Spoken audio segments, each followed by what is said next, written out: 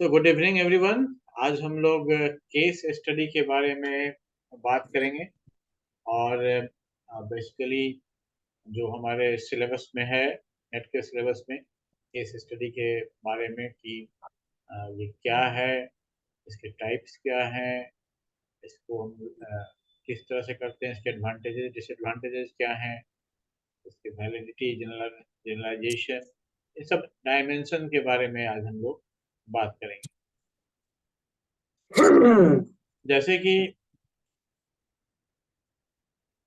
जो case study होता है, इसमें आमतौर पर जो हम लोग देखते हैं कि इसमें हर तरह के जो मेथड्स हैं, जैसे कि एक्सपेरिमेंट हुआ, एक्शन रिसर्च हुआ, सर्वेज हुआ, नेचुरलिस्टिक रिसर्च हुआ, पार्टिसिपेटरी रिसर्च हुआ, हिस्टोरिकल रिसर्च हुआ, according to the nature of the case that we want to study, वो हम लोग उसमें कोई भी विधि अपना सकते हैं। और इसका कई बार हम लोग इसमें मल्टीपल मेथड्स भी अपनाते हैं। कई सारे मेथड्स है, जैसे हम लोगों ने क्वालिटेटिव क्वांटिटेटिव मेथड्स की बात हम लोगों ने शुरू में ही की थी। पीछे के वीडियो में आप देख सकते हैं जाके। और जो एनालिसिस का या डाटा कलेक्शन हम लोग करते हैं, और इन सब के को देखने से आपको ये समझ में आएगा कि केस स्टडी दूसरे से कोई खास अलग नहीं है। जो दूसरे रिसर्चेस हम लोग करते हैं, उससे ये बहुत ज़्यादा डिफरेंट नहीं है। केवल स्पेशलाइजेशन इसमें ये है कि हम लोग इसको एक कुछ सेट ऑफ ऑब्जर्वेशन या सेट ऑफ थिंग्स पर, या कोई पर्टिकुलर इशू पर, कोई पॉलिसी पर, वहाँ हम लोग इसको फोकस करके और उसके सारे डायमेंशन को जानने की कोशिश करें। इसी कारण से, जो कि इसमें हर तरह की चीजें, हर तरह की विधियां या अप्रोचेज इस्तेमाल किए जाते हैं, इस कारण से इसका एक डिफिनेशन देना भी बहुत ही कठिन है। और जनरली कई बार इसको डिस्क्राइब किया जाता है कि ये ब्रॉड प्रिंसिपल को दिखाने वाला एक स्पेशल इंस्टांस है, एक उदाहरण है, जिससे कि हम एक ब्रॉड प्रिंसिपल को समझ कर सकते हैं। या एक ऐसा अ, ये एक ऐसा स्टडी है जिसमें कि किसी चीज को, एक पर्टिकुलर इंस्टेंट को, एक पर्टिकुलर चीज को, घटना को, परिघटना को जो हमारे सामने हो रही है, उसको हर डायमेंशन से समझने की कोशिश की जा रही है। अ, जैसे इसमें कुछ यहाँ पर उदाहरण शायद लेना ज्यादा अच्छा आसान होगा आपके लिए। कि जैसे कोई रियल लाइफ प्रोजेक्ट हो सकता है, पॉलिसी हो सकती है। जैसे एक इंस्टीट्यूशन है और वो एक पर्टिकुलर इंस्टीट्यूशन बहुत ही सक्सेसफुल इंस्टीट्यूशन है, तो वो पर्टिकुलर इंस्टीट्यूशन क्यों सक्सेसफुल है। अब मान लीजिए कि कोई आईआईटी का केस स्टडी करना चाहता है, ये जानने के लिए कि आईआईटी का क्यों इतने सक्सेसफुल है, या कोई कोई और इंस्टीट्यूशन जो सक्सेसफुल है, कि आर्ट, फाइन आर्ट्स या किसी और चीज से जुड़ा हुआ है, तो वो क्यों सक्सेसफुल है। अगर ये हम जानने की कोशिश करें और समझने की कोशिश करते हैं, तो हमें ये केस स्टडी का मेथड वहाँ पर काम करता है, जिसमें कि हम उस पर्टिकुलर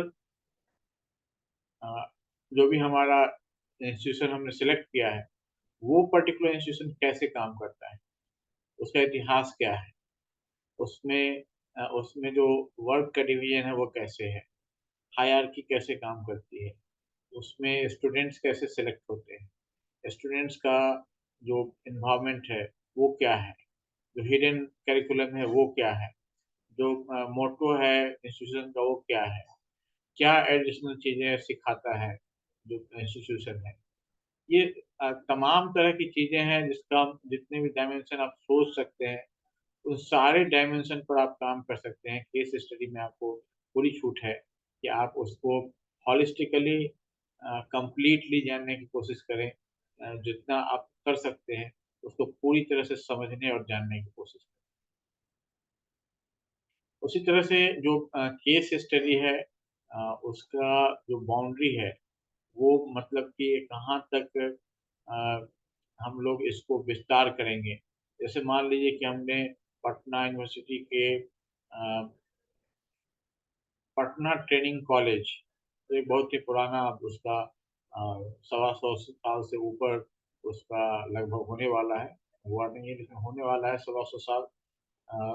शायद 125 साल अ, कुछ समय में हो जाएगा, 5-6 साल और बचा होगा। तो हम उसकी स्टडी करना चाहते हैं। तो अब वो स्टडी हमारा कहाँ तक डिलिमिटेड होगा? उसकी बाउंड्री क्या होगी?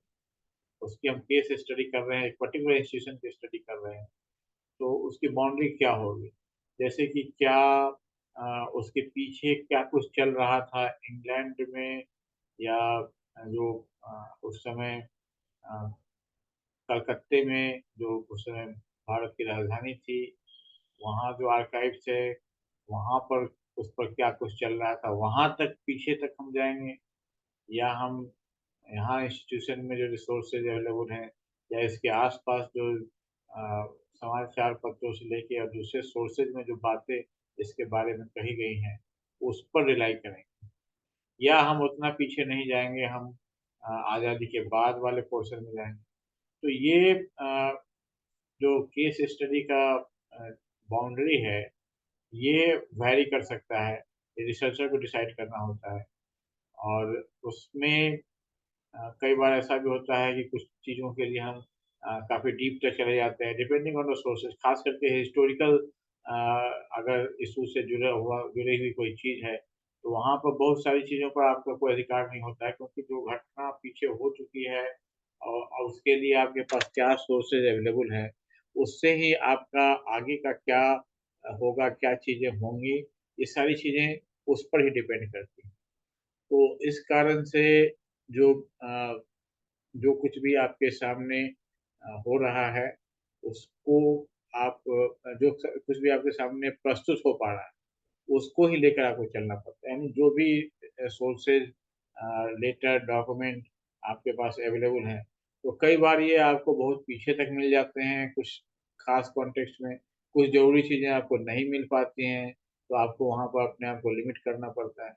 तो ये इस तरह से बहुत सारे इसमें वेरिएशंस हो सकते हैं, तो उसका क्या होना चाहिए। और दूसरी बात इसमें है कि इसको हम लोग किस लेवल तक करेंगे, जैसे कि बहुत सारे लोग इसको नेस्टेड अप्रोच का मतलब हुआ कि जैसे हम जानते हैं कि जो 19वीं शताब्दी का प्रारंभ का काल था, उस समय ढेर सारे इंस्टीट्यूशंस खुल रहे थे, उस समय बातें चल रही थी। तो उस पूरे अप्रोच के अंदर ये पटना ट्रेनिंग कॉलेज कैसे खुला, इस पर हम लोग बात कर रहे हैं या बात करना चाहते हैं। या इस तरह का मतलब कुछ भी कि कोई एक पर्टिकुलर इंस्टीट्यूशन जो पुराना है, तो उस समय में आखिर जिस समय इसकी स्थापना हुई, उस समय क्या माहौल चल रहा था, क्या बातें चल रही थी, क्या परिस्थितियाँ थी जिसके कारण इसकी स्थापना हुई। तो ये एक आप कह सकते हैं कि बहुत मैक्रो तो बहुत ज़्यादा वो भी आप कह सकते हैं, या मेसो लेवल पे तो निश्चित तौर पर कह सकते हैं। जैसे कि अगर एक यूनिवर्सिटी के लेवल पर कुछ हुआ, हालाँकि उस समय तो यूनिवर्सिटी थी नहीं उस तरह से, जिस तरह से अभी पटना यूनिवर्सिटी का एक पार्ट है, पटना यूनिवर्सिटी से पहले ही आया था। तो ये जो भी एक उदाहरण के लिए हम लोग भी लेके चल रहे हैं कि जो भी एक मैक्रो सिचुएशन था, या उसके अंदर में छोटा सिचुएशन स्थानीय स्तर पर, लेकिन इंस्टीट्यूशन से बड़ा सिचुएशन था, इंस्टीट्यूशन लेवल से बड़ा सिचुएशन, उसके बारे में, या बाद में कोई डिसीजन लिए गए, इम्पोर्टेंट डिसीजंस लिए गए, जैसे नॉर्मल स्कूल से शिफ्ट करके इसको टीचर ट्रेनिंग इंस्टीट्यूशन के full fledged teacher school training institution के रूप में बदलने की बात थी। ये सब बड़े डिसीजन लिए गए, तो उस समय में क्या परिस्थितियाँ थी, तो बहुत सारे फैक्टर्स इस तरह से हो सकते हैं।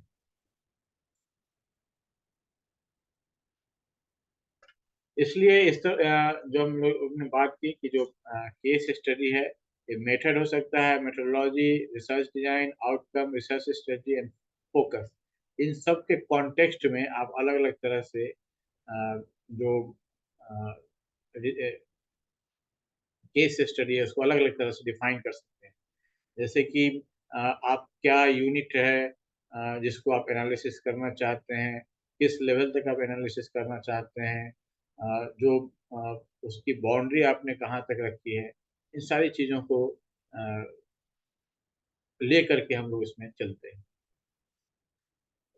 तो इन सारे इतने सारे कन्फ्यूजन के बीच में एक केवल जो क्लियर कट बात है, वो क्या है कि इसमें जो रियल सिचुएशन है, उस पर यूनिक इनसाइट यानी उसको हर तरह से उसके यूनिकनेस को जानने की कोशिश की जाती है।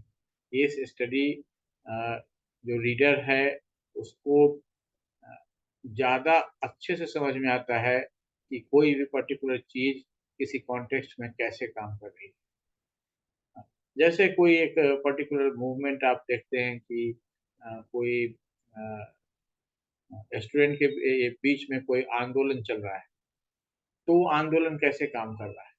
तो आप उसके केस स्टडी करते हैं, तो आप उसके डिफरेंट डायमेंशंस में जाते हैं और उसको जानने की कोशिश करते हैं इसका इस आंदोलन के बैकग्राउंड में क्या था? अ, कौन लोग इसमें इन्वॉल्व हैं? उनकी मंशा क्या है? वो क्या लक्ष्य लेके चले हैं? क्या वो एजुकेशन से डायरेक्टली रिलेटेड हैं या उनका कोई अल्टेरियर मोटिव मोटिव है? कुछ और पाना चाहते हैं या पॉलिटिक्स में सक्सेस होना चाहते हैं या क्या कारण है? तो इस तरह से आप बहुत सारे सवालों के साथ आप जाते हैं और वेरियस डायमेंशन से आप उसको जानने की और समझने की कोशिश करते हैं। और अ, और इस कारण से जब भी हम लोग केस स्टडी की बात करते हैं, तो उसमें बहुत सारे वेरिएबल्स आ जाते हैं और वो वेरिएबल्स कई क्वालिटेटिव भी हो सकते हैं, क्वांटिटेटिव भी हो सकते हैं। जैसे हमने उदाहरण दिया कि स्टूडेंट का प्रोटेस्ट चल रहा है, तो वहाँ पर आप सर्वे भी कर सकते हैं और कुछ जो लीडर्स हैं और कुछ जो इमिनेंट पार्टिसिपेंट हैं, उनसे आप इंटरव्यू करके क्वालिटेटिव इंटरव्यू भी कर सकते हैं। है ना? क्योंकि आप उस पूरे आंदोलन को डेप्थ से समझना चाहते हैं, आपको वहाँ कोई सिद्धांत प्रूफ नहीं करना है। आपको जैसे कि हमने पहले देखा, कल भी हम लोग बात कर रहे थे कि हम लोगों को ये यहाँ पर एक सिद्धांत प्रूफ करने के लिए उस बेस का हम लोग इस्तेमाल करते हैं जो हम लोग ग्राउंडेड थ्योरी की बात कर रहे थे, तो डेटा से हम लोग थ्योरी निकालते हैं।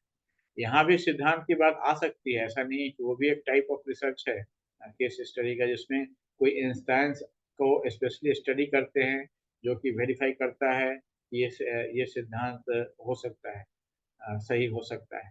तो यहाँ भी है, लेकिन इन जनरल नहीं कह सकते कि सारे जो केस स्टडी होते हैं, उन सब का उद्देश्य जो है या सारे के सारे केस स्टडी में अंततः हम लोग एक सिद्धांत को प्रूव करते हैं, ऐसा नहीं है। तो स्पेशल केस में हम लोग सिद्धांत प्रूव करते हैं। अदरवाइज इसमें केवल एक्सप्लेनेशन, डिस्क्रिप्शन, इलस्ट्रेशन और एक तरह का उसमें जानकारी पाने की एक कोशिश होती है। ये चीज़ है क्या? इसका यूनिकनेस क्या है? क्या सिग्निफिकेंस है इसका? तो ये सब चीज़ें इसमें इम्पोर्टेंट होती हैं। अब इसी तरह से अगर हम बात करें कि जो इसका जो एक दूसरा फीचर है कि ये होलिज़्म पर यानी कि टोटल ओवरऑल केस क्या है ना? जो होलिज़्म और रिडक्शनिज़्म आप इसको जो क्वालिटेटिव और क्वांटिटेटिव का डिबेट हम लोगों ने शुरू में डिस्कस किया था, उससे रिलेट कर सकते हैं कि जहाँ जो क्वांटिटेटिव नंबर वाला हम लोग रिसर्च करते हैं, तो वहाँ क्या करते हैं, जो भी थिकनेस है डेटा का, वो सारे जो भी मान लीजिए कि आंदोलन कहीं स्टडी करना है, आपने सर्वे किया और अंत में हम क्या कर रहे हैं कि सर्वे में हम लोग नंबर्स निकाल लेते हैं। है ना? सर्वे में या एटीट्यूडनल हमने स्टडी किया तो हमने अंत में क्या किया, हमने नंबर्स मिल लिया। हमने क्या किया, सारे सिचुएशन को नंबर्स में रिड्यूस कर दिया। तो इसी को रिडक्शनिज़्म कहते हैं, है ना? अल्पीकरण या इसको कम करना, छोटा करना। और होलिज़्म का मतलब हुआ कि जितनी भी बातें हैं, जितनी भी चीज़ें हैं, उन सब का उपयोग करते हुए हम एक कन्क्लूज़न की ओर बढ़ने की कोशिश करते हैं। तो ये हॉलिज्म है। तो जो केस स्टडी होता है वो हॉलिज्म पर एम्फेसिस करता है, वो रिडक्शनिज्म में विश्वास नहीं करता है, और वो पूरे यूनिट के कंप्लीट एनालिसिस में पूरे सारे कंटेंट पर्सपेक्टिव में उसको अध्ययन करने की कोशिश करना चाहता है। और वहाँ ये भी कोशिश करता है कि जो चीज़ हम देख पा रहे हैं, उसके पीछे के कॉज़ में भी जा पाएँ, है ना? और उसका कॉन्टेक्स्ट भी समझ पाएँ, और क्या रिलेशनशिप है उसका आस-पास की चीज़ों के साथ, किस तरह से वो रिलेट हो पा रहा है, इन सब चीज़ों को समझ समझ पाएँ। जैसे हमने उदाहरण दिया छात्र मूवमेंट का, तो जब आप उसको समझने चलेंगे, तो आपको उसके साथ-साथ जो स्थानीय राजनीतिक दल है, विभिन्न राजनीतिक पार्टियाँ हैं, उनका उस पॉलिटिक्स से क्या संबंध है, जो स्टूडेंट के पॉलिटिक्स चल रहा है, जो मूवमेंट चल रहा है, आंदोलन चल रहा है, उसका क्या कनेक्शन हो सकता है? वो भी एक इम्पोर्टेंट कनेक्शन बन जाता है। जो इंटरनली टीचर्स का जो इंटरनल पॉलिटिक्स है, उससे भी कुछ कनेक्शन निकल के आ सकता है। जो स्टूडेंट्स का अपना भी उनके कुछ डिज़ायर्स होते हैं, रिक्वायरमेंट्स होते हैं, उससे भी बहुत सारी चीज़ें निकल के आ सकती हैं। या सिंपली जो कुछ नए लोग हैं, वो अपने आप को एस्टेब्लिश करना चाहते हैं यूनिवर्सिटी में एक नेता के रूप में, उससे भी बहुत सारी चीज़ें निकल के आ सकती हैं। तो बहुत सारी चीज़ें को समझने के लिए आपको सारे चीज़ों के पीछे जाना पड़ता है, और आप उसके बैकग्राउंड को निकालते हैं, और फिर उस कॉन्टेक्स्ट को समझ करके उसको आप पूरी तरह से इलस्ट्रेट कर पाते हैं।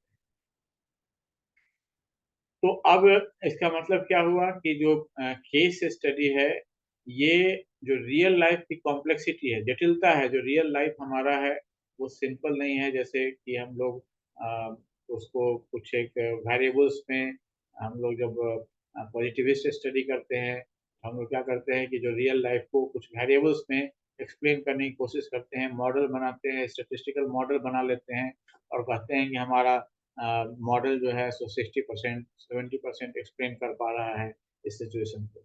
तो ये इसकी जगह पर यहाँ ये क्या करता है कि एक्चुअली जो जिस तरह से इंटरप्रेट किया जा रहा है, जिस तरह से समझा जा रहा है, उसको अ, फ़ॉलो करने की कोशिश करता है, और जो कॉम्प्लेक्स रियलिटी है लाइफ़ का, और जिस तरह से वहाँ इंटरैक्शंस हो रहे हैं, उसको समझने की कोशिश करता है।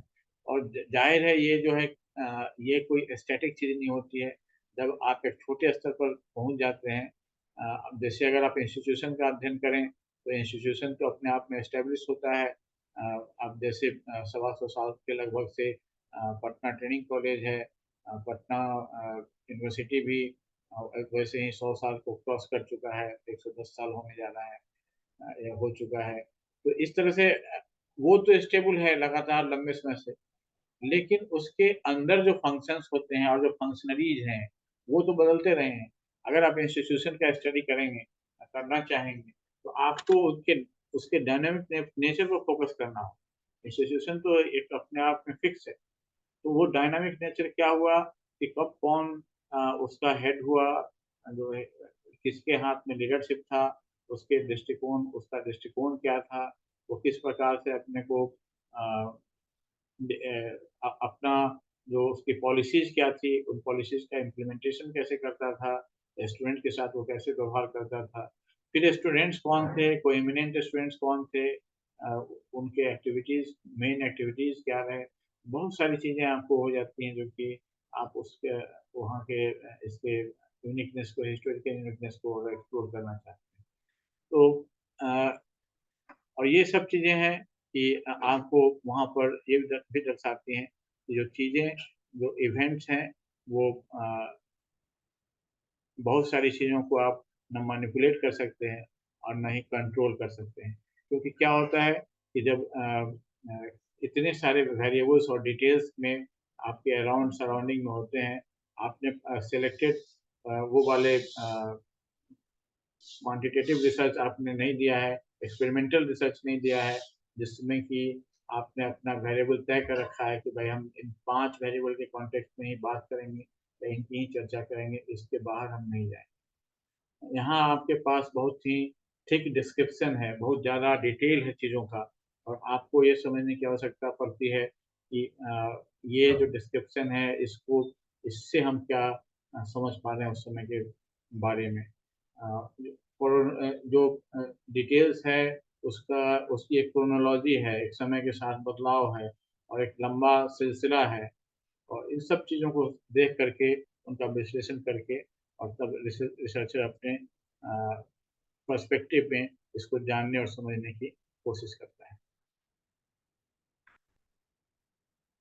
तो इस तरह से जो केस स्टडी है, अगर आप किसी एक पर्टिकुलर केस स्टडी को लेते हैं, तो आगे हम देखेंगे इसके टाइप्स के बारे में। तो उसको डिफाइन करने के लिए कि केस स्टडी क्या है, तो एक तो इसका टेम्पोरल कंडीशन होगा। टेम्पोरल का मतलब हुआ टाइम बाउंड, जो इस पर्टिकुलर टाइम में, किस टाइम कॉन्टेक्स्ट में ये बात हो रही है। तो एक उसका टेम्पोरल डायमेंशन होगा, दूसरा उसका ज्योग्राफिकल डायमेंशन होगा, किस पर्टिकुलर जगह से हो रहा है, ऑर्गेनाइजेशनल डायमेंशन होगा, और इस तरह से और भी कॉन्टेक्स्ट हो सकते हैं, जैसे कि कोई पर्टिकुलर पॉलिसी के कॉन्टेक्स्ट में आप बात करना चाह रहे हैं, या किसी विशेष व्यक्ति के रेजिम के बारे में आप बात करना चाह रहे हैं, या किसी पर्टिकुलर मोड़ आया है उस इंस्टीट्यूशन में, या किसी जिस चीज़ का आप अध्ययन कर रहे हैं उसमें, उसकी आप बात कर रहे हैं। तो ये जो इतना डेटा काफ़ी रिच डेटा आपके पास आता है, उसको आप अपने इन सब डायमेंशन को डिफाइन करके और अपने आप को एक बाउंड्री में डालते हैं कि हम इतना ही काम करने वाले हैं। क्योंकि अगर आप अनलिमिटेड काम करेंगे तो आपको उसमें बहुत ज़्यादा समय देना पड़ेगा, और उसका बहुत ज़्यादा डायमेंशन देखना पड़ेगा। ओके।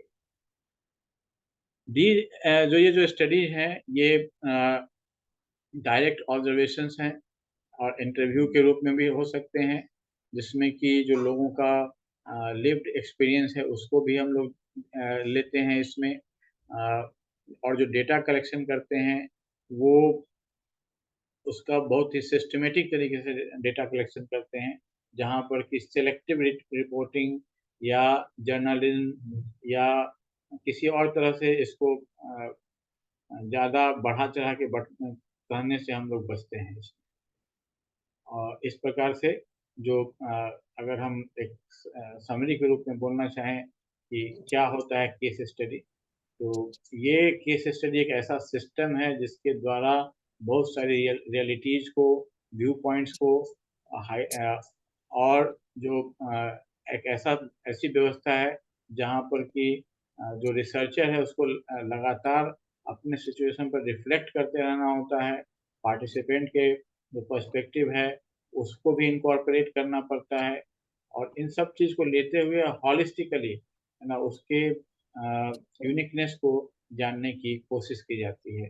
तो ये इसका जो केस स्टडी है उसका जो मूल प्रिंसिपल है वो यही है। तो ये बात हमने केस स्टडी के बारे में की। आप इस कॉन्टेक्स्ट में कुछ अगर पूछना चाहें तो पूछ सकते हैं।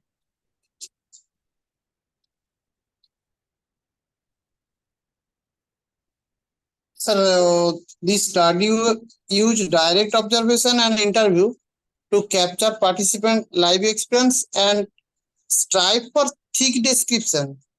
Meaning of thick description?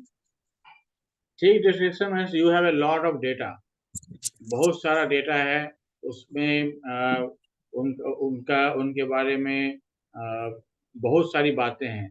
Thick description का मतलब है कि वो जो भी चीज़ आप जितना ज़्यादा जान सकते हैं उसके बैकग्राउंड के बारे में, वो क्या करता है, उसका डे टू डे लाइफ कैसा है, क्या चीज़ें पसंद हैं, क्या चीज़ें नापसंद हैं, वो क्या लाइफ में एम करता है। तो जितना ज़्यादा आप जो पार्टिसिपेंट के बारे में जितना ज़्यादा जानकारी इकट्ठा करेंगे, उतना बेहतर आप पार्टिसिपेंट को डिफाइन कर पाएंगे या समझ पाएंगे, या जो डेटा है उसको एक्सप्लेन कर पाएंगे। तो थिक डिस्क्रिप्शन का मतलब यही होता है कि उसके जिस चीज़ की आप स्टडी कर रहे हैं उसके बारे में इन डेप्थ जितना भी उससे रिलेटेड आप इंफॉर्मेशन इकट्ठा कर सकते हैं, उसके हिस्ट्री के बारे में, उसके पीछे में क्या घटना है उस चीज़ के बारे में, ये सारी चीज़ें आप उसमें इकट्ठा कर सकते हैं।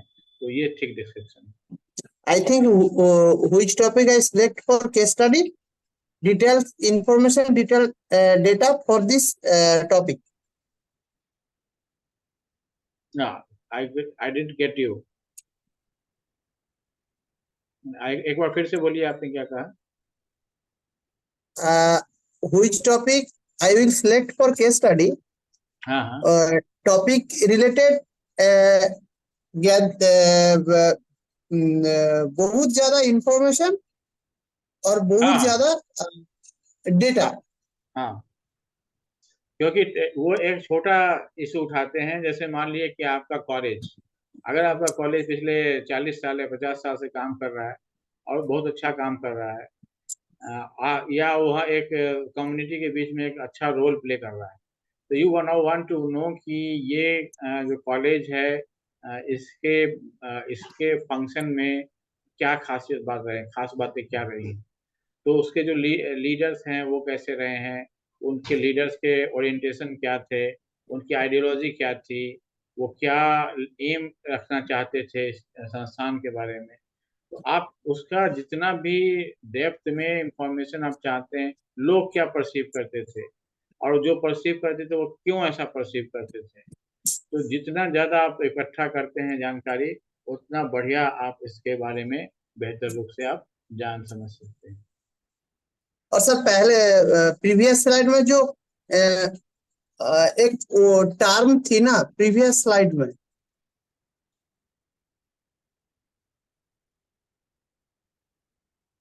और हॉलिज्म ओवर रिडक्शनिज्म. हाँ, ये ऑलिंज रिडक्शनिज्म का मैंने मतलब समझाया था, जब हम लोग क्वांटिटेटिव स्टडी करते हैं, नंबर आधारित स्टडी करते हैं, तो हम लोग क्या करते हैं, जो भी हमारे पास डेटा आता है, जो भी चीज़ें हम लोग इकट्ठा करते हैं डेटा, वो नंबर्स के फॉर्म में ही इकट्ठा करते हैं।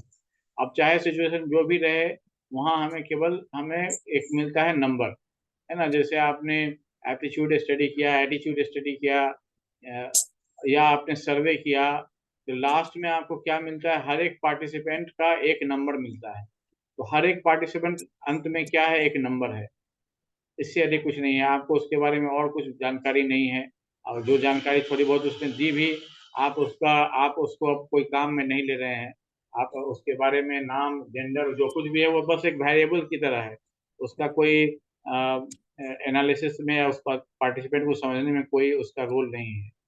तो ये होता है रिडक्शनिज्म, यानी हमने एक पूरे पार्टिसिपेंट को, उसके पूरी सोच को, उसके वो सब को हमने इग्नोर कर दिया, और हम केवल और केवल उससे एक अपने काम का नंबर निकाल ले रहे हैं।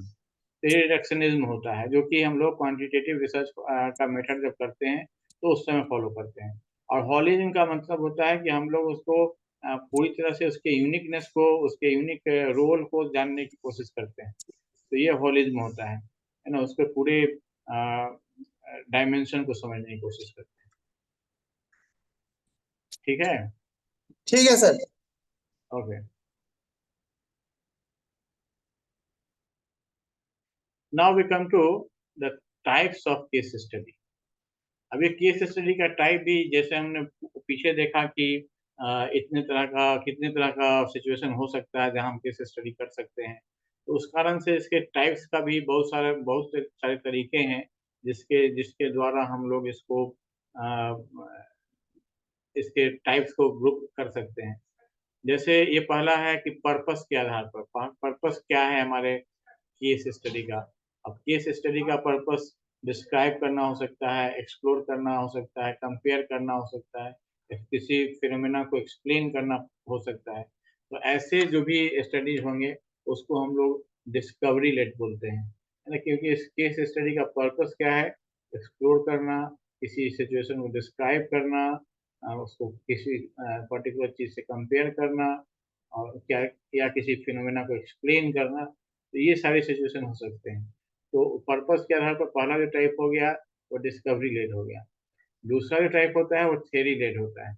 अब थ्योरी लेड का मतलब क्या हुआ कि कोई एग्जिस्टिंग थ्योरी है, उसको किसी एक्सपेरिमेंट के द्वारा, या मतलब उसको एक तरह से इलस्ट्रेट करने के लिए कि ये चीज़ काम करती है, और ये खास करके साइंस से या ज़्यादा जो क्लोज होता है सब्जेक्ट, वहाँ पर इसको किया जाता है, जिसमें कि देखा जाता है कि ये चीज़ अगर किया जाए तो ये रिजल्ट आ सकता है। हालांकि जैसे मार्केटिंग में या इकोनॉमी में ये काम कर सकता है, जहाँ पर कि थ्योरेटिकल सिचुएशन वो बनाते हैं और उसको ट्राई आउट करके देखते हैं कि अगर क्या हो, अगर ऐसा हम लोग करें तो जहाँ तक हमें एथिकल परमिशन मिलता है वहाँ तक हम लोग उसको रियल सिचुएशन में ट्राई आउट करके देखते हैं। तो ये दो हो गए पर्पस के आधार पर। फिर उसी तरह से आउटकम के आधार पर भी इसके तीन हम लोग टाइप्स रखते हैं। एक तो होता है इसका एक्सप्लोरेटरी, जिसमें कि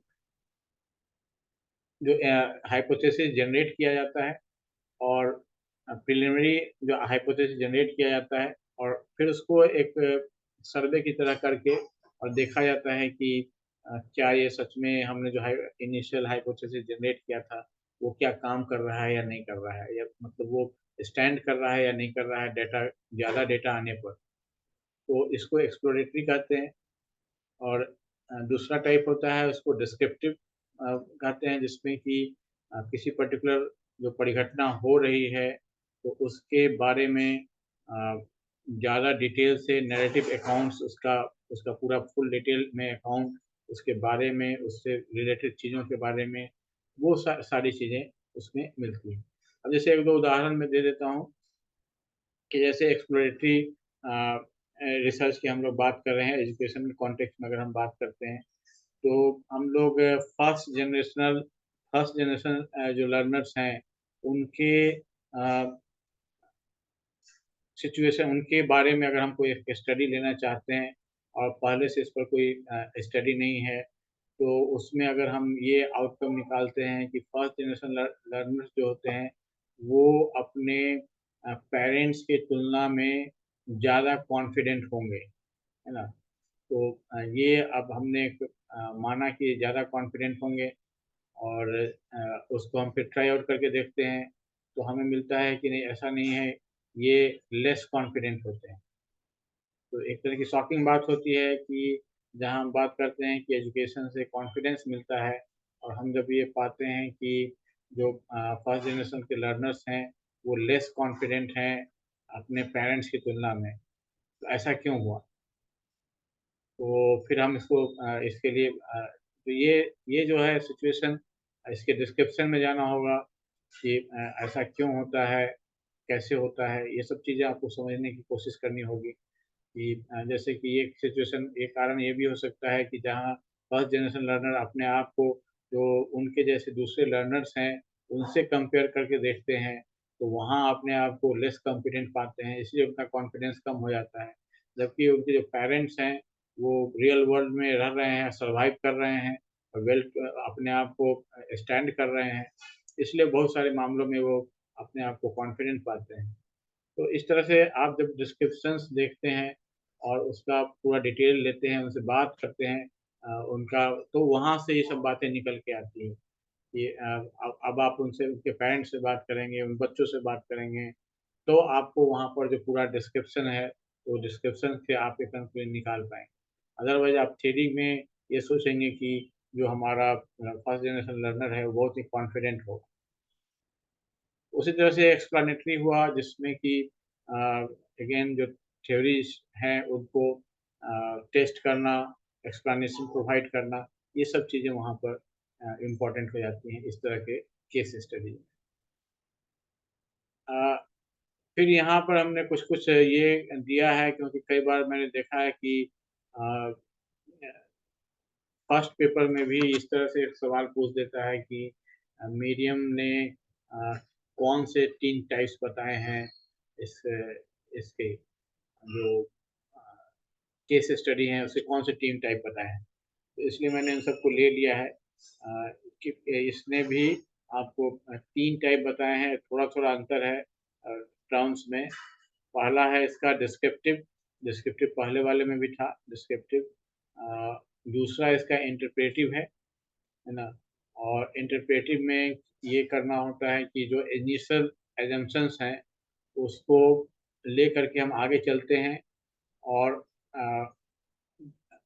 कैटेगरीज तैयार करते हैं, मतलब कि आप लोगों से बात करते हैं इनकी एक कैटेगरी है जो ये कहती है कि ये काम अच्छा है, या जो फर्स्ट जनरेशन के लर्नर्स हैं वो उनको स्टेट से बढ़िया सपोर्ट नहीं मिल रहा है। दूसरा कैटेगरी है वो कहता है कि जो प्राइवेट ट्यूटर्स हैं वो वो उनको मिसगाइड कर रहे हैं। तो इस तरह से आप ढेर सारे कैटेगरी को लेके चलते हैं और उसका जो भी उसके आधार पर अपना एक इनिशियल एजम्पशंस बनाते हैं और उसके आधार पर फाइनली इंडक्शन मेथड से आप उस पर कंक्लूजन तक पहुंचने की कोशिश करते हैं कि हमने फील्ड में सर्वे किया और ये जो हमारे पास डेटा है और डेटा ये बोल रहा है, तो उसके हिसाब से हमारा कंक्लूजन होगा। फिर एक तीसरा टाइप है जो कि इवेल्युएटिव टाइप है, जिसमें कि एक्सप्लेनिंग और जजिंग पर फोकस किया जाता है। जो भी चीज़ है उसको एक्सप्लेन कैसे किया जाए, या वो उसका उसका कंपेरिजन करना या जज करना, किसी मानक के अगेंस्ट में उसको जज करना, ये इसमें देखा जाता है। इसी तरह से एस्टरमैन ने 4 टाइप का केस स्टडी आइडेंटिफाई किया है।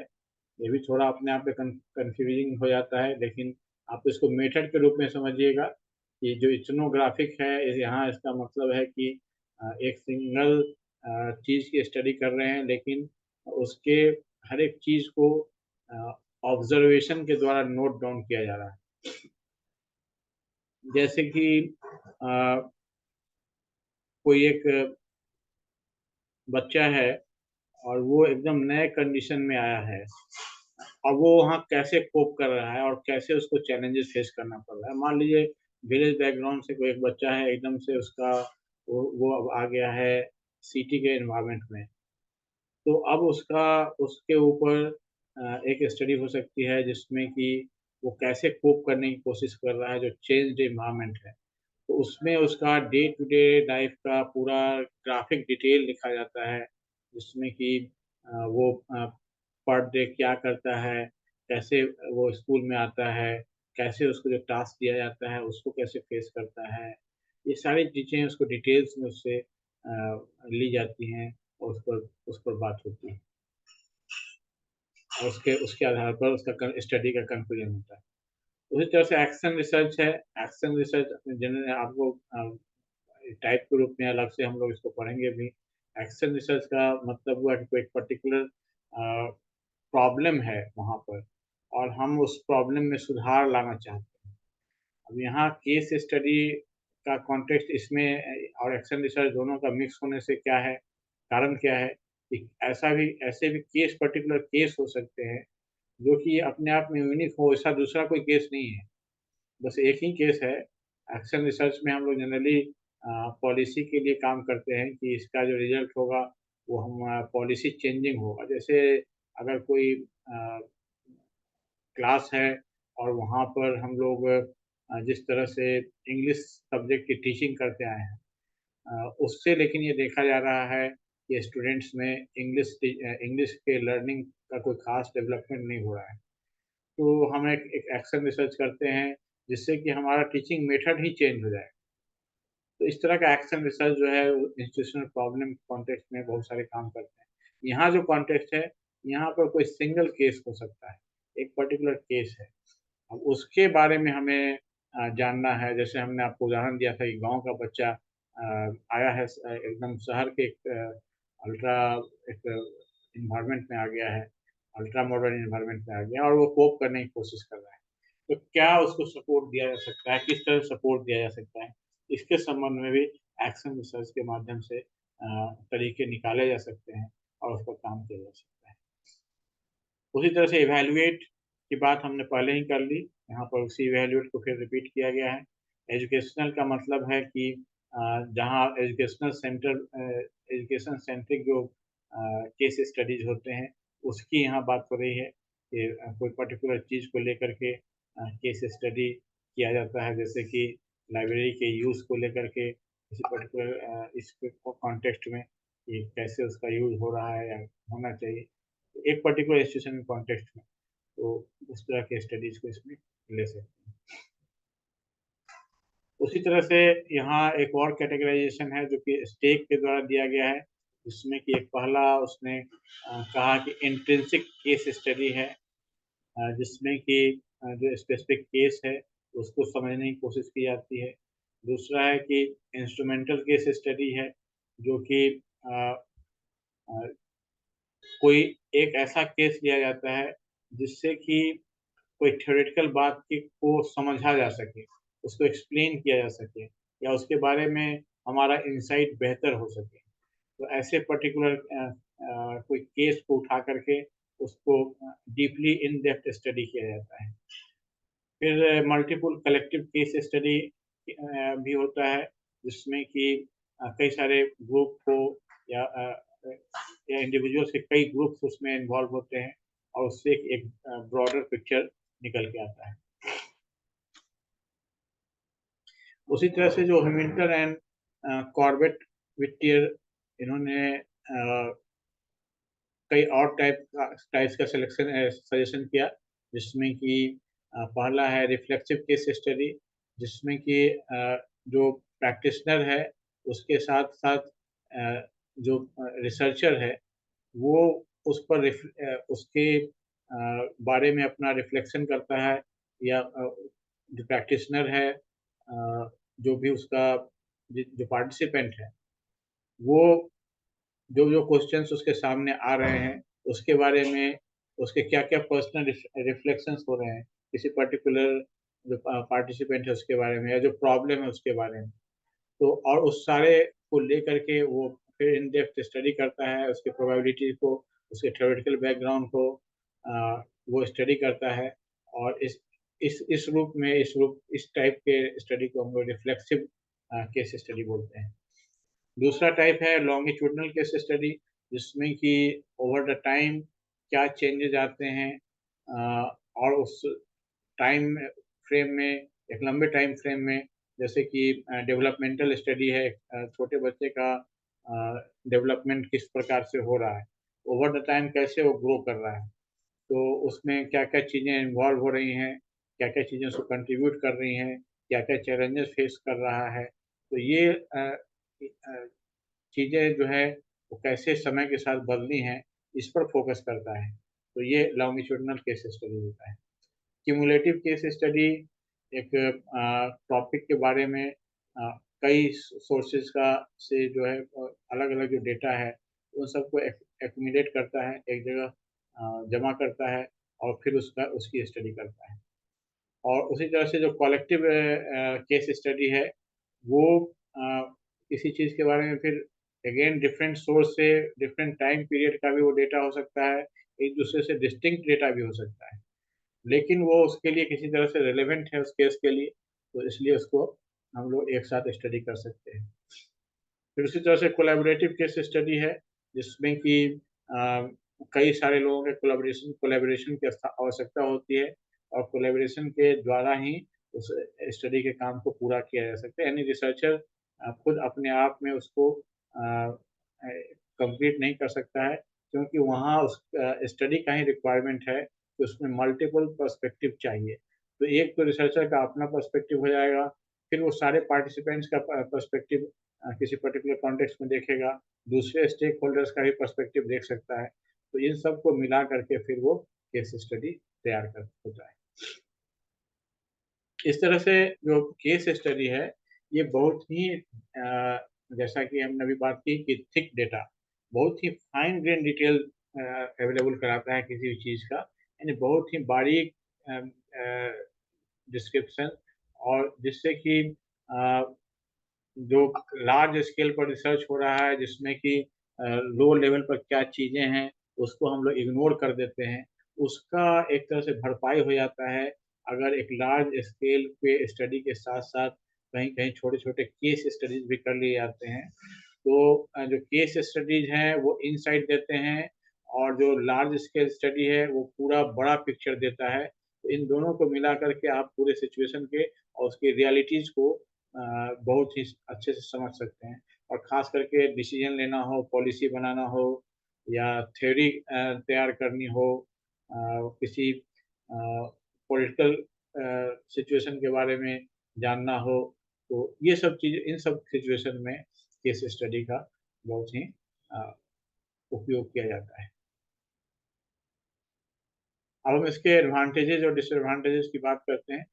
तो हमने ऑलरेडी देख लिया कि इसमें जो सबसे बड़ा एडवांटेज है कि ये बहुत ही थिक डिस्क्रिप्शन, बहुत ही डिटेल से लेता है। तो जाहिर है इसका परिणाम क्या होगा, ये इलस्ट्रेटिव होगा, इल्यूमिनेटिंग होगा एंड एसेसिबल होगा। और जो रीडर के बारे में जो उसको डिस्क्रिप्शन को पढ़ने वाले लोग होंगे, उनको इंगेज करने वाला होगा और उनको बहुत सारी जानकारी देने वाला होगा। यानी एक साथ में इसमें क्योंकि इतना ज़्यादा डिस्क्रिप्शन है, इससे बहुत सारी चीज़ें इलस्ट्रेट हो रही हैं, दिखाई दे रही हैं कि जो ग्रुप है उसके बीच में क्या चीज़ें चल रही हैं या क्या चीज़ें हो रही हैं। उस तरह से कोई नई कई सारी इल्यूमिनेट का मतलब हुआ कि कई सारी नई बातें सामने आ रही हैं। फिर ये एक्सेसिबिलिटी की भी बात करता है कि जो इन्फॉर्मेशन ब्रॉड नज़र में आपके से छूट जाएगा या बड़ी स्टडीज में वो छूट जाता है, वहाँ ये एक्सेसिबिलिटी बढ़ा देता है और इतना एक नैरेटिव क्रिएट करता है कि स्टोरी की तरह, एक कहानी की तरह, एक पर्सनल डिटेल की तरह कहानी, इंटरेस्टिंग कहानी शुरू करता है, जिसके कारण जो रीडर है उसके साथ इंगेज हो जाता है और उसके इंफॉर्मेशन का भी लेवल बढ़ जाता है। इसी तरह से दूसरी बात इसी में निहित है कि ये विविड होगा, यानी इसमें विविड का मतलब विविधतापूर्ण होगा और realistic account of real life situation होगा। तो वास्तविक जीवन का एक रियलिस्टिक अकाउंट होगा, उनका जिस भी चीज़ का आप स्टडी कर रहे हैं वो रियल में कैसा है, उसका एक वास्तविक डिस्क्रिप्शन होगा। ये जनरलाइजेशन के लिए भी अलाउ कर सकता है स्पेसिफिक कंडीशन में, जहाँ पर कि आगे हम लोग देखें जनरलाइजेशन कैसे हम कर सकते हैं। हालांकि केस स्टडी में जनरलाइजेशन हमेशा नहीं होता है, लेकिन कई बार हो सकता है। कैसे कंडीशन में होगा, जैसे कि यहाँ एक बताया हुआ है कि एक स्पेसिफिक इंस्टेंस है, उसके बारे में जनरलाइजेशन कर सकता है, या उस एक इंस्टेंस से एक ब्रॉडर क्लास के बारे में जनरलाइजेशन कर सकता है। जैसे आप अगर थोड़ा इसको समझने के लिए अगर आप जाना चाहें बायोलॉजी में, हालांकि हम लोग सोशल साइंस की बात कर रहे हैं, लेकिन बायोलॉजी से इसको बहुत अच्छे से समझा जा सकता है कि किसी भी स्पीसीज का अगर कोई एक जीव को आप स्टडी कर लेते हैं या एक प्लांट को आप स्टडी कर लेते हैं, तो उस पूरे ग्रुप का के बारे में आप निकाल सकते हैं। तो वैसे ही आप अगर सोशल कंडीशन में जानना चाहें, तो अगर एक ही तरह का एक बड़ा ग्रुप है जो कि बहुत सारी चीज़ें शेयर करता है, कॉमन ओरिजिन भी है, ऑक्यूपेशन भी कॉमन है, तो बहुत सारी चीज़ें कॉमन है। तो वहाँ पर आप अगर उनका स्टडी करते हैं तो आपको बहुत बार जो एक इंस्टेंस से ही आप उस पूरे ग्रुप के बारे में बहुत कुछ जनरलाइज कर सकते हैं। उसके बाद है कि जो सोशल ट्रुथ में जो कॉम्प्लेक्सिटी है और जिस तरह से वो एक दूसरे के अंदर एम्बेडेड होता है, एक दूसरे से इसमें छिपा होता है, निहित होता है, उसको रिकॉग्नाइज इसमें किया जाता है कि अगर आप किसी व्यक्ति को समझना चाहते हैं, तो न केवल उस व्यक्ति को समझना होगा बल्कि उसके आसपास रह रहे व्यक्ति को भी समझना होगा। उसके आसपास रह रहे व्यक्ति के परसेप्शन को, उस व्यक्ति के बारे में भी क्या परसेप्शन है, उसको भी जानना होगा। आप अगर किसी व्यक्ति को मान लीजिए कि आप किसी एक पर्टिकुलर पर्सन का केस स्टडी कर रहे हैं, किसी एक बच्चे का केस स्टडी कर रहे हैं किसी कारण से, या तो स्पेशल चाइल्ड है या जीनियस चाइल्ड है या क्रिएटिव चाइल्ड है, तो आप केवल उसके ऊपर ही फोकस नहीं करके आपको उसके पेरेंट्स से बात करनी होगी, या आपको उसके फ्रेंड्स से बात करनी होगी, आपको उसके टीचर्स से बात करनी होगी, आपको उसके जो जिस सिचुएशन में पैदा हुआ उसके बैक हिस्ट्री के बारे में जानना होगा। ये पीछे कोई इम्पोर्टेंट इंसिडेंट हुआ हो उसके बारे में जानना होगा। तो बहुत सारे फैक्टर्स होंगे जिसको कि आपको एक्सप्लोर करना पड़ेगा। तो जो सोशल ट्रुथ है वो कहीं आपको एक जगह नहीं मिलेगा। ये अलग-अलग जो जितने भी उसके सराउंडिंग में चीज़ें होंगी, उन सब में एम्बेडेड होगा। जो भी वहाँ लोग होंगे, जो भी वहाँ का एनवायरनमेंट होगा, उन सब में एम्बेडेड होगा। अगर आप उसको जानना चाहते हैं, तो आपको वहाँ से उसको डिसाइफ़र करना पड़ेगा। और इसी कारण से चूँकि ये एम्बेडेड है और इंटरप्रिटेशन का मामला है यहाँ पर, इस कारण से ही वहाँ पर बहुत सारे अल्टरनेटिव इंटरप्रिटेशन का स्कोप बन जाता है। उसी तरह से इसका जो अगला एडवांटेज है कि ये आर्काइव करता है, जो डिस्क्रिप्टिव मटेरियल है उसके आर्काइव के रूप में काम कर सकता है, जिससे कि बाद में इसका री इंटरप्रिटेशन हो सकता है। खास करके ये ऐसे ग्रुप के लिए उपयोगी होता है जहाँ जिसकी संख्या कम हो रही है। जैसे मान लीजिए कि कोई पर्टिकुलर लैंग्वेज ग्रुप है, उसको बोलने वाले अब केवल 50 या 25 लोग बचे हैं। ऐसे बहुत सारे हजारों भाषाएं हैं दुनिया में, जिसके बोलने वाले अब 20-25 टाइप से लोग बचे हैं। तो आप उसकी स्टडी कर रहे हैं, केस स्टडी कर रहे हैं, और जिसमें कि आप उसका कंप्लीट रिकॉर्डिंग भी करना चाहते हैं। क्योंकि एक भाषा एक कल्चर होती है, एक संस्कृति होती है एक भाषा। तो एक भाषा, उस भाषा में जो निहित संस्कृति है उसको आप पूरा रिकॉर्ड करना चाहते हैं, और यही 20-25 लोग जो आपके केस स्टडी हैं, तो उसमें वो एक तरह से आर्काइव का काम करता है। और फिर आप बाद में उसके इंटरप्रिटेशन री इंटरप्रिटेशन की बात कर सकते हैं, जिससे कि आप उससे और ज़्यादा कंक्लूजन्स निकाल सकें और समझ सकें। इसी तरह से ये प्रैक्टिकल एप्लीकेशन के लिए भी उपयोगी होता है। जैसे कि अगर कोई कंपनी है या इंस्टीट्यूशन है, तो वहाँ पर स्टाफ का डेवलपमेंट किस प्रकार से किया जा सकता है, क्या कर सकते हैं जिससे कि जो हमारे स्टाफ हैं वो कोई स्किल अगर पूरा नहीं कर पा रहे हैं, पूरी तरह से नहीं समझ पा रहे हैं, तो वो उसमें वो स्किल आ जाए। तो उसके लिए उसके बैकग्राउंड में जा कर के वो क्यों पर्टिकुलर ग्रुप ऑफ स्टाफ है वो उस चीज़ को नहीं कर पा रहा है। अ, फिर उसके बाद एक फीडबैक के रूप में ये काम कर सकता है, फॉर्मेटिव इवैल्यूएशन के लिए काम कर सकता है, पॉलिसी मेकिंग के लिए काम कर सकता है। ना, तो ये सब चीज़ें इसमें काम कर सकता है। इंस्टीट्यूशनल फीडबैक का मतलब हुआ कि हमारा इंस्टीट्यूशन कैसे काम कर रहा है। तो हम सारे रिगरस मेथड अपनाते हैं, जो रिसर्च के वो सारे रिगरस मेथड अपना करके हम इंस्टीट्यूशन के बारे में इन डेप्थ इंफॉर्मेशन इकट्ठा करते हैं, और फिर अपना हम कंक्लूजन देते हैं। उसी तरह से जो फॉर्मेटिव इवैल्यूएशन है, उसमें हर स्टेप में फीडबैक के हिसाब से उस पर एक्शन लिया जाता है। उसको फॉर्मेटिव इवैल्यूएशन करते हैं। जैसे कि हमने फर्स्ट अपने इंस्टीट्यूशन का एक इवैल्यूएशन किया, उससे हमें कुछ कंक्लूजन मिले और निष्कर्ष प्राप्त हुए, उसको हम उसके आधार पर हम अपने कुछ चेंजेस लाते हैं। फिर से हम एक बार करते हैं। तो फॉर्मेटिव में हम लोग क्या सही तरीका होना चाहिए, वो भी हम लोग कर सकते हैं कि किस तरीके से हम किसी काम को करें। तो पहले एक ट्रायल लेते हैं कि इसका इस तरीके से करके दिखाया, तो वो काम नहीं करता है तो फिर दूसरा उसको इम्प्रूव करते हैं या कुछ अल्टरनेटिव देते हैं। तो इस तरह से उसमें एक केस स्टडी की तरह हम लोग लेके चलते हैं कि किस तरह से बेस्ट। जैसे मान लीजिए कि जो इंस्टीट्यूशन का एडमिनिस्ट्रेशन है, वो स्टूडेंट को सर्व नहीं कर पाता है, तो वो सर्व क्यों नहीं कर पा रहा है, तो उसको जानने के लिए क्या बेस्ट मेथड हो सकता है। तो उस तरह से आप उसको फॉर्मेटिव इवैल्यूएशन में लेके चल सकते हैं। उसी तरह से पॉलिसी मेकिंग में भी इससे सहायता मिलती है कि जिसमें कि रियल कंडीशन को समझते हुए, उसके रियल सिचुएशन को समझते हुए वहाँ के पॉलिसी का निर्धारण किया जाता है। इस तरह से और फाइनल इसका जो मेरिट है वो ये है कि इसका जो रिपोर्ट होता है वो एक बहुत ही स्टोरी के रूप में, एक बहुत ही इंटरेस्टिंग फॉर्म में लोगों के बीच में जाता है, जिससे कि ये हर तरह के ऑडियंस को अट्रैक्ट करता है।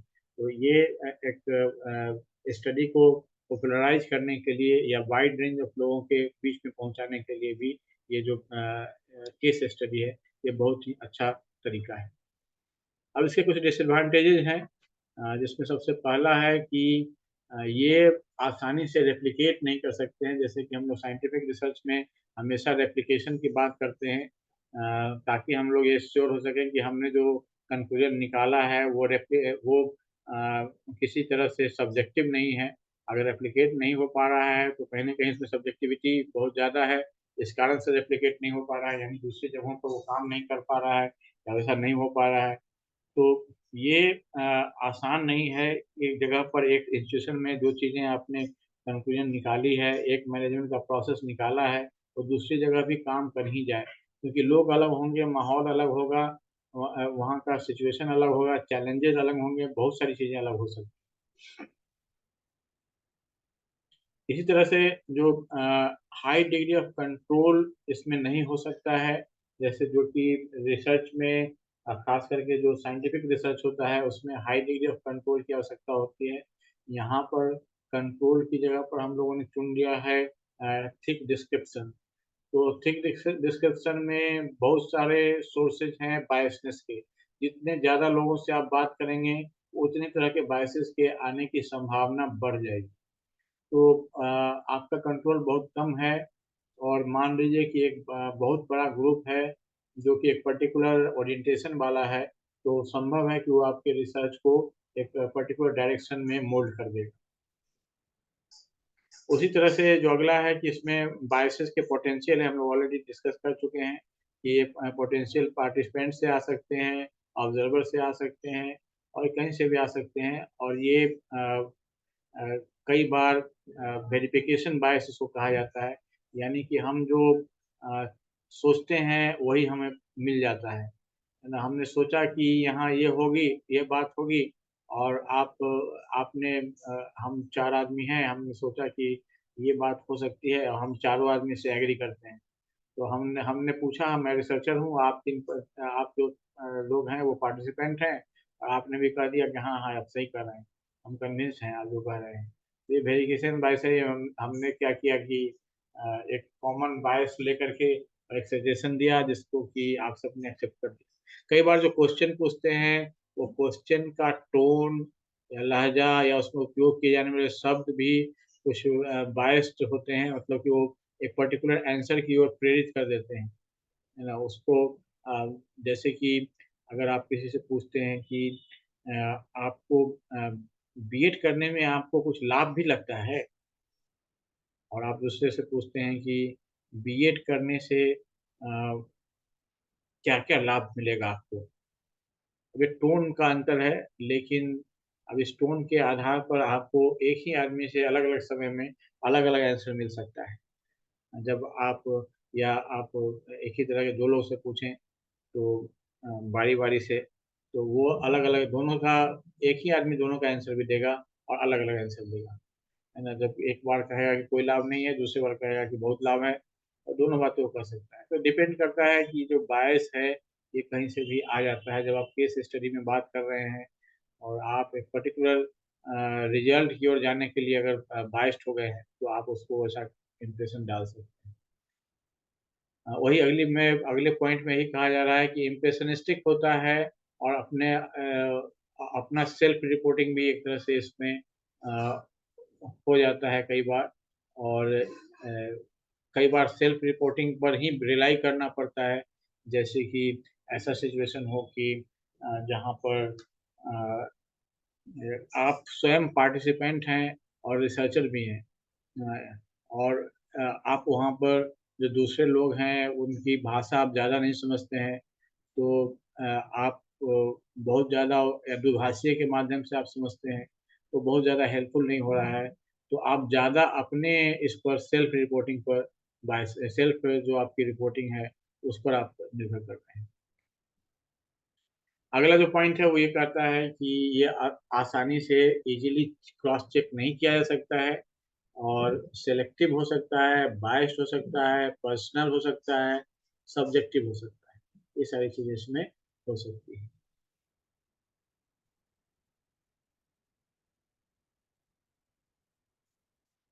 इसके बाद अगला पॉइंट है कि इसमें चूंकि एक प्रोसेस ऑफ सिलेक्शन इन्वॉल्व होता है।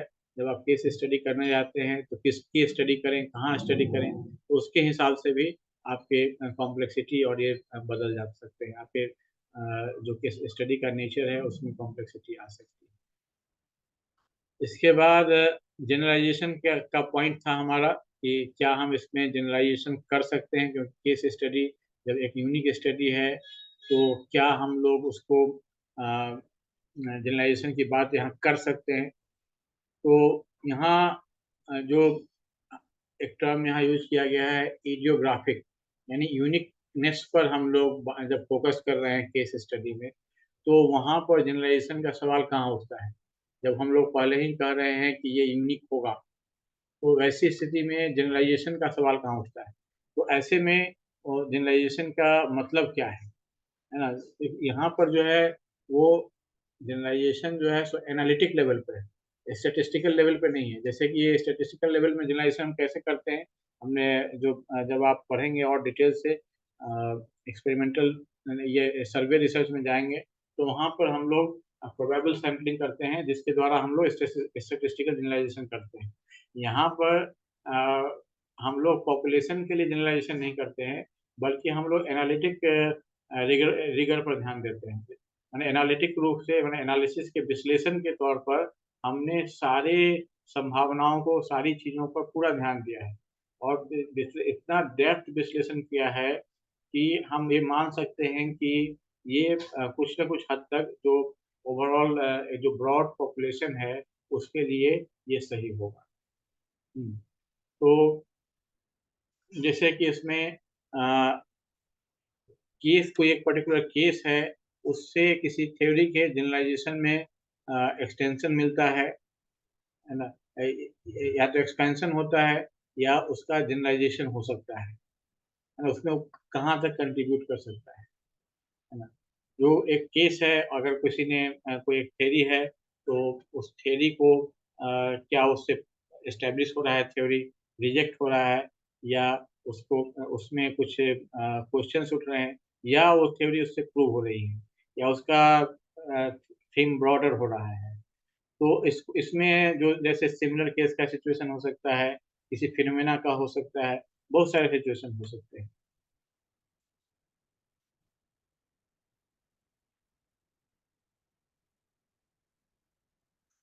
अभी जनरलाइजेशन का कई सारा फॉर्म हो सकता है, एक सिंगल केस से लेकर के पूरे क्लास के लिए, जिसका हमने पीछे उदाहरण दिया। उसी तरह से सिंगल केस से मल्टीपल केस के लिए, जिसमें कि सेम फीचर हो, वैसे मल्टीपल केस पर भी लागू होगा। सिंगल केस से थ्योरेटिकल एक्सपेंशन एक्सटेंशन, उस पर भी ये लागू होगा। तो बहुत सारे सिचुएशन है जहाँ पर, जैसे कि मैंने कहा, कि थ्योरेटिकल रिगर को, एनालिटिकल रिगर को स्थापित करके हम लोग यहाँ पर जनरलाइजेशन की बात कर सकते हैं। और एक आर्गुमेंट ये दिया जाता है, जो केस स्टडी है, ये अपने अंदर में प्रत्येक केस में एक इंडिविजुअल के रूप में जो वर्ल्ड व्यू लेकर वो चल रहा है। तो इस कारण से जो उससे कंक्लूजन हमें निकल रहा है, वो एक किसी एक अर्थ में आप कह सकते हैं कि वो एक जनरल व्यू है ना? उसका एक यूनिवर्सल सिग्निफिकेंस है, वो एक रिप्रेजेंट करता है। इवन इफ वो पर्सन एक इंडिविजुअल है, लेकिन एक इंडिविजुअल का विचार उसके जन्म से नहीं आता है, वो अपनी सोसाइटी से अडॉप्ट करता है, और सोसाइटी से अडॉप्ट करके वो उसने अपने आइडियाज काम किए हैं। तो जब उसने अपने आइडिया सोसाइटी सोसाइटी से अडॉप्ट करके काम किए हैं, तो हर एक इंडिविजुअल अपने आप में एक रूप में अपने यूनिवर्सल का एक रिप्रेजेंटेटिव है।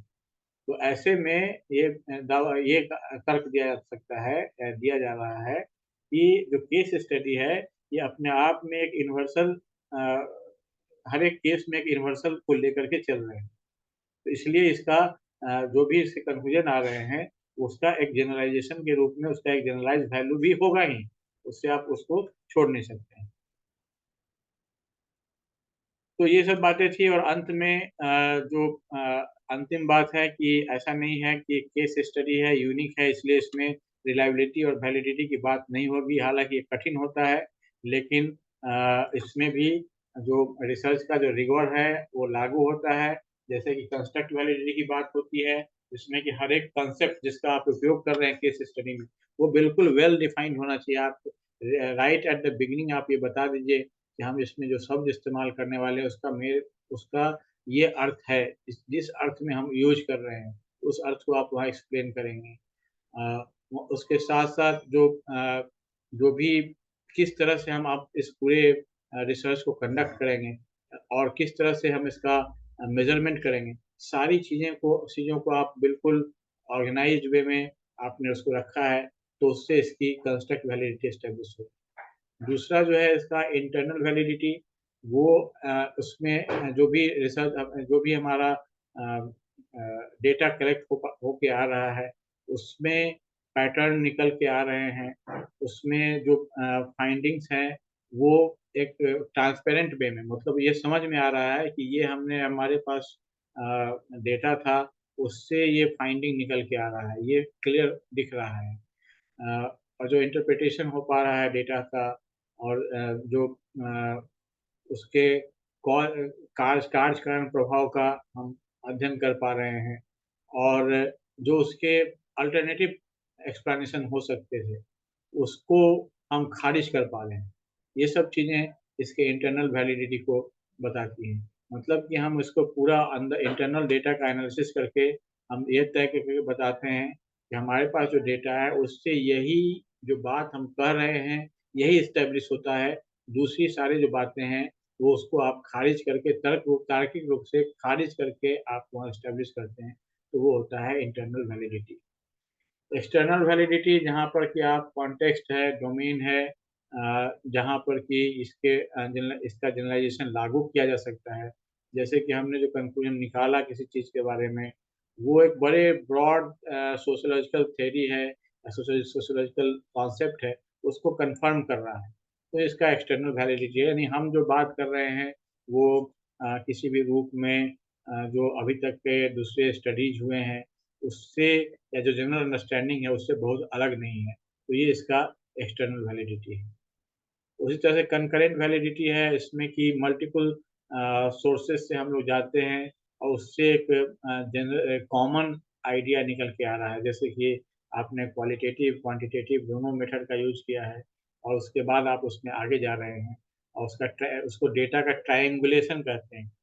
ये डेटा जो हमने एक सोर्स से प्राप्त किया, दूसरे सोर्स से जो डेटा प्राप्त है, दोनों के निष्कर्ष जो हैं सो सिमिलर हैं। हम ये कह सकते हैं कि जो ये जो डेटा है या ये जो स्टडी है इसकी कंकरेंट वैलिडिटी है, यानी अलग अलग सोर्स से हमने इसको परखा है और दोनों सोर्सेज से हमें कॉमन रिजल्ट हमारे पास प्राप्त हो रहे हैं।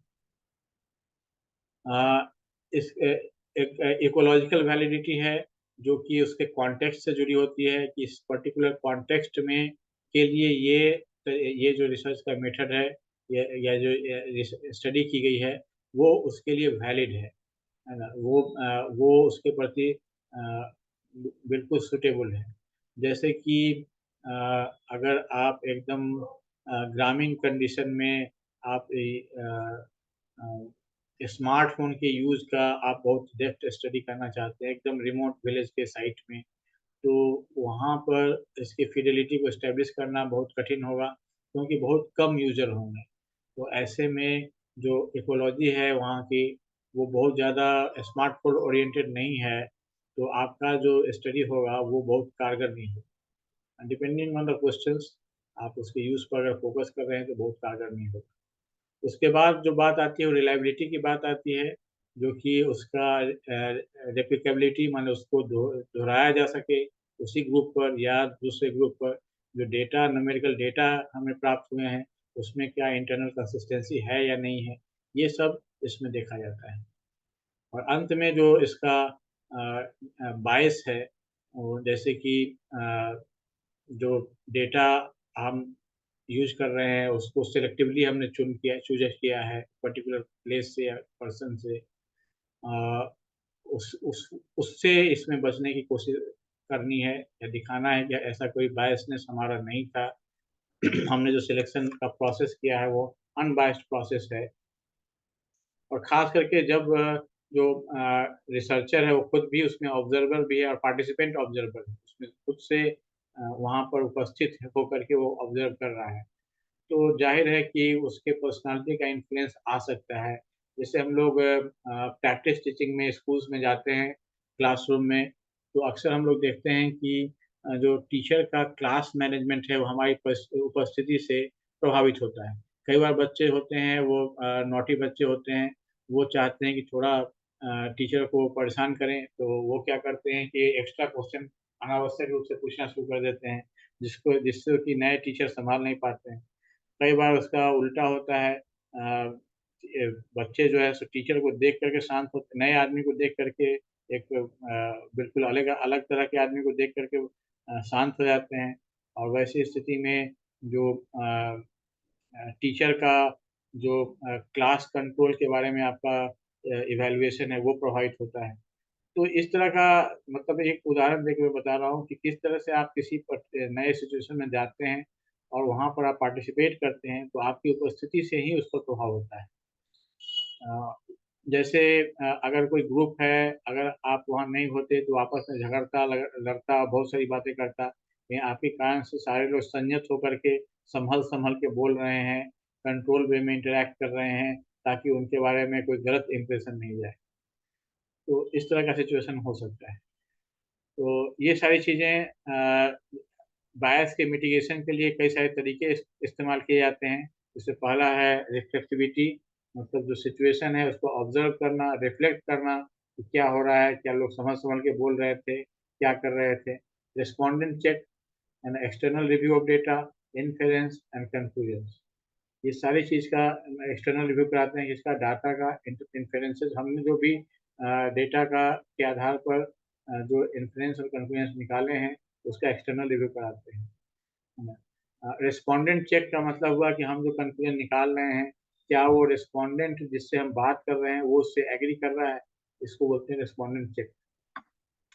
ठीक है, इस तरह से जो इन है, इन ने एक और चीज़ पर एम्फासिस किया है, चेन ऑफ एविडेंस, यानी जो एविडेंस है वो एक के पीछे एक जो है वो हर एक केस स्टडी में एक एक चीज़ जब आती है तो उसके पीछे का कारण के पीछे जाना चाहिए, और जब वो कारण आएगा तो उस कारण के पीछे वो भी कारण होगा।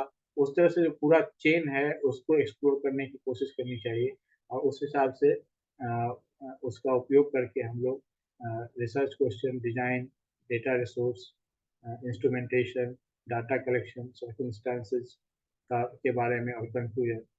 तो ये पूरे प्रोसेस में हर एक स्टेप में हम चेन ऑफ एविडेंस को जानने की कोशिश करते हैं, और टाइम और प्लेस के बाद जिस समय वो डेटा लिया जा रहा है उसको भी रिकॉर्ड में रखना चाहिए, ताकि जो कॉन्टेक्स्ट स्पेसिफिक इवेंट्स हैं उसको उसके जब हम डिस्क्रिप्शन की बात करें तो फ्यूचर में उसके रेप्लिकेशन में उससे सहायता मिलती है। तो ये सारी चीज़ें इसमें ध्यान में रखी जाती हैं। तो आज हम लोगों ने ये केस स्टडी रिसर्च का के बारे में विस्तार से बातें की। कोई प्रश्न आप लोग पूछना चाहें तो पूछ सकते हैं।